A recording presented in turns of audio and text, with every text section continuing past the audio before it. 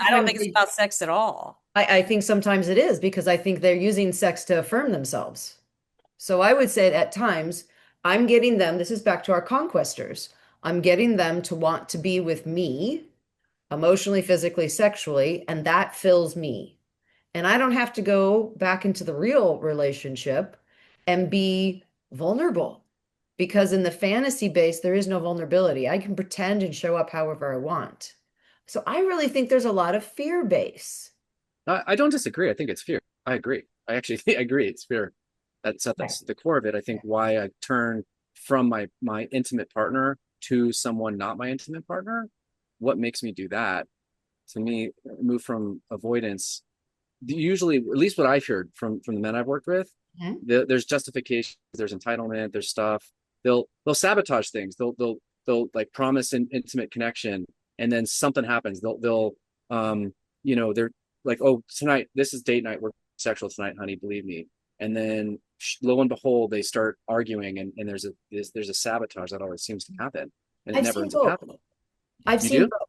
I've seen absolutely. I can, And again, I'm just going down that road. Maybe it's a whole different road with this particular question.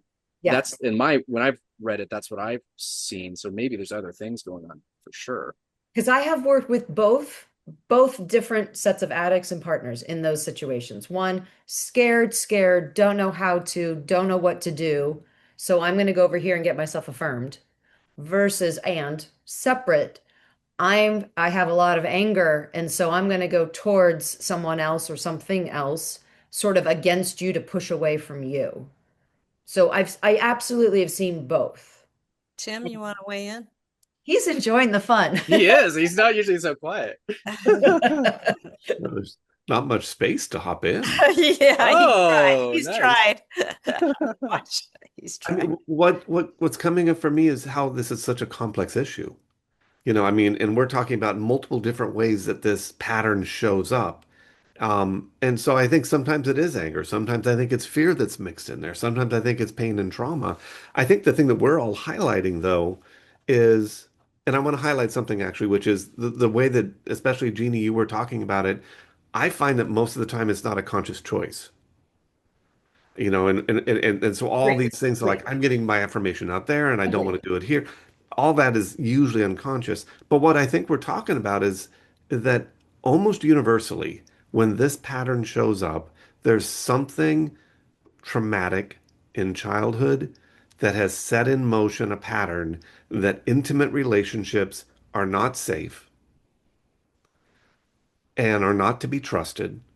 And that sort of that really conflicts with sort of our wiring, which is, we're human beings, we're kind of wired to connect.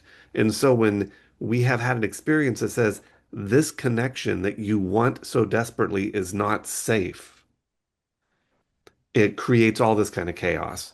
And so I've seen the pattern frequently with people who are very charming and wonderful on the surface and are great at the beginning of relationships until the relationship and Dan, when you were saying like there's a milestone like marriage or something, sometimes it's that, but I often see it as when the relationship gets to the point where it's starting to become more meaningfully intimate.